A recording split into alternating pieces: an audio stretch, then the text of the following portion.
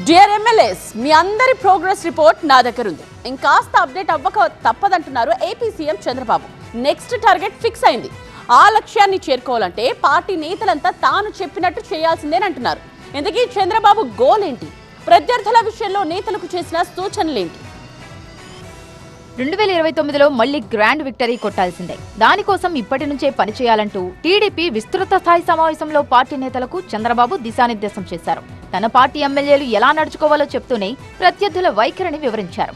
అప్రమత్తంగా ఉండాలంటూ జాగ్రత్తలు కూడా చెప్పారాయన. రోజులు, నెలలు, ఏళ్లు టార్గెట్ పెట్టుకుని పనిచేస్తున్నా ఎమ్మెల్యేలు కూడా అదే ఫార్ములా ఫాలో అవ్వాల్సిందేని అన్నారు. మీరు 1 మంత్ నేను ప్రచారం చేస్తాం. నేను అయిన తర్వాత కూడా మళ్ళీ ఎప్పటికప్పుడు అనలైజ్ చేస్తా. గ్రాఫ్ పెరుగుతూ ఉందా, గ్రాఫ్ తగ్గుతుందా, కాన్స్టిట్యున్సీ కానీ, వ్యక్తి కానీ, రాష్ట్రం కానీ అన్నీ కూడా ఎక్కడికక్కడ దీన్ని అధ్యయనం చేసుకుంటూ మనం ముందుకు పోదాం.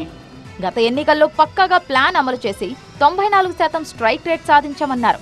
ఆ రోజు నన్ను నమ్మారు, ఎవరు క్వశ్చన్ చేయలేదు. అందుకే ఎప్పుడూ రానంత విజయం 94% స్ట్రైక్ రేట్ వచ్చిందంటే ఆ రోజు తీసుకున్న నిర్ణయాలే కారణం. ఇప్పుడు కూడా నా ప్రణాళిక 2029. ఆ విషయం మీరు గుర్తుపెట్టుకోండి. ఇక వైసీపీపై తీవ్ర స్థాయిలో విరుచుకుపడ్డారు సీఎం చంద్రబాబు. రాజకీయ ముసుగులో తిరుగుతున్న క్రిమినల్స్ పట్ల అప్రమత్తంగా ఉండాలన్నారు. తప్పులు చేసిన వారిని సాక్ష్యాధారాలతో పట్టుకుంటామన్నారు. క్రిమినల్స్ రాజకీయ ముసుగులో తిరుగుతున్నారు. నేను పదే చెప్పాను, ఆ ముసుగులో కానీ మనం ఏమారి ఏమాత్రం కూడా అప్రమత్తంగా ఉండకపోతే చాలా ప్రమాదం వస్తుంది. అదే జరిగింది. 2019 ఎన్నికల ముందు వివేకానంద రెడ్డి హత్య ఒక ఉదాహరణ.